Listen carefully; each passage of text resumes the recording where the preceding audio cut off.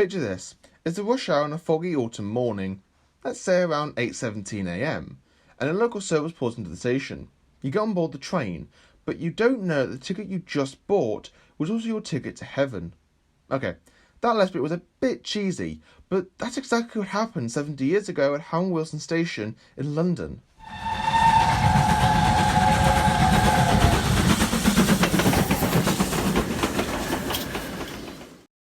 The crash. On October 8th, 1952, at around 8:17 a.m, a local train hauled by ex-LMS Fowler 4P number 42389 stopped at platform 4 at Harrow Wealdstone Station, approximately 7 minutes late due to the fog. Carrying around 800 passengers, it was busier than usual because the next Tring to Euston service had been cancelled.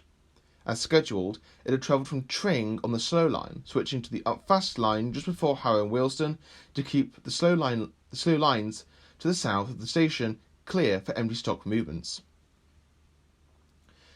At 8:19 a.m, just as the guard was walking back to his brake van after checking the doors on the last two coaches, a Perth Express hauled by ex-LMS Coronation Class number 46242, City of Glasgow, hauled into the rear of the local train at a speed of 50 to 60 miles an hour. It had passed a colour light signal at caution and two semaphores at danger, and had burst through the trailing point to the crossover from the slow lines, which were still set for the local train. The collision drove the entire local train forward 20 yards, completely destroying the rear three coaches, telescoping all three into the length of little more than one coach, shattering the wooden bodies of the last two and crushing the steel body of the next to a third of its own length. The leading two vans and three coaches of the Perth train piled up behind and above the locomotive. The wreckage of the first collision was spread across the adjacent down fast line. A few seconds after the first collision, a double-headed northbound express bound for Liverpool Lime Street, hauled by ex-LMS Jubilee Class number 45637 Windward Islands, and ex-LMS Princess Royal Class number 4602 Princess Anne, passed through the station on this line in the opposite direction at approximately 60 miles an hour. The leading locomotive of this train struck the derailed City of Glasgow and was itself derailed.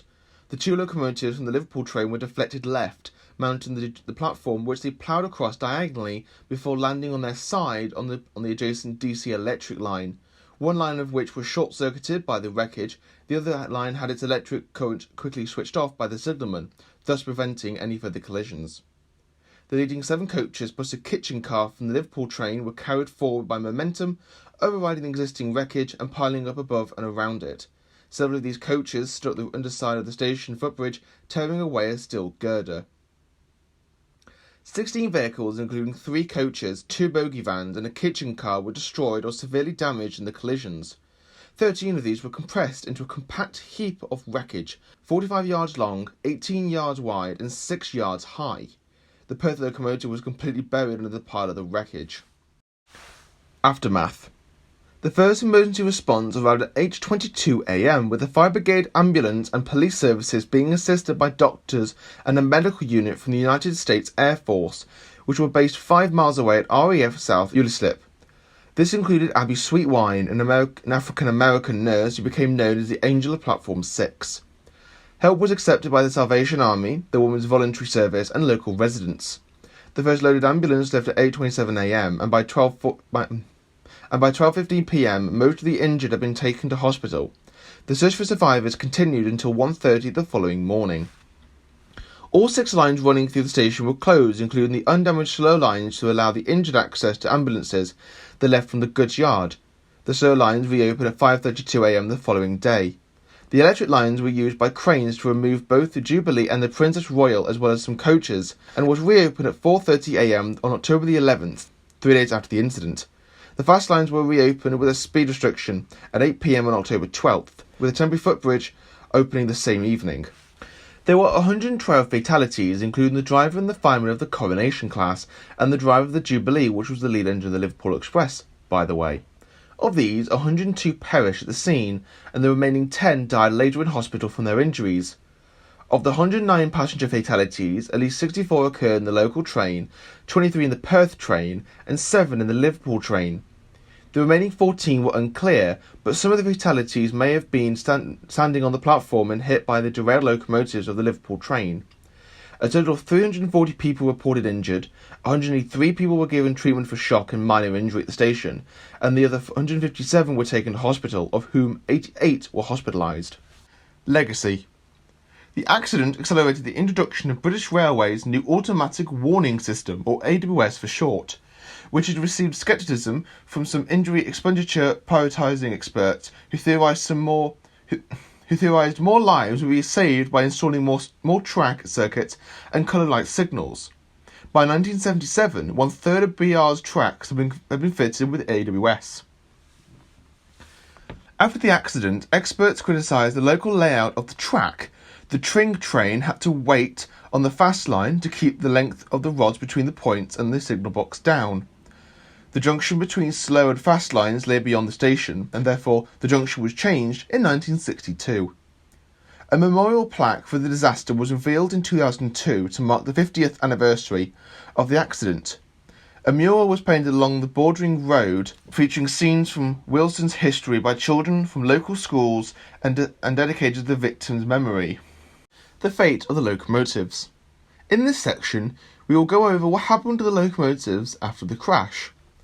The local. Number 42389 was undamaged and remained in service until 1963. The locomotive was scrapped sometime after. No members of this class survived into preservation. The Perth Express. 46242 City of Glasgow was badly damaged but went on to be rebuilt. The locomotive also remained in service until October 1963 and was scrapped a month later. 3 members of this class have survived into preservation, with these being 6229 Duchess of Hamilton, 6233 Duchess of Sutherland, and 46235 City of Birmingham. The Liverpool Express. 45637 Windward Islands was severely damaged in the accident, having borne the brunt of the impact. The locomotive was damaged beyond economical repair and was scrapped in December 1952.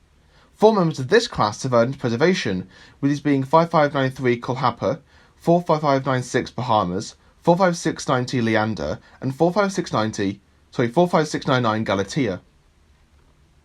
46202 Princess Anne also took serious damage in the crash, having its leading bogie torn right off and mainframes buckled. She was also deemed beyond economical repair, and she was also scrapped in 1952. 2 members of her class survived into preservation, with these being numbers 6201 Princess Elizabeth and 46203 Princess Margaret Rose. If the number 46202 rings any bells to you, then you'll know that she was originally an experimental steam turbine locomotive known as Turbomotive. She was built in 1935, and she was rebuilt into conventional form a few months before the Harrow Wealdstone Railway Accident.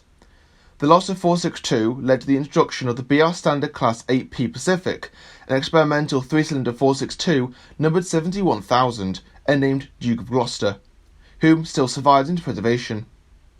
The nameplates of Windward Islands and Princess Anne were acquired by the Doncaster Grammar School Railway Society and remain at the school today.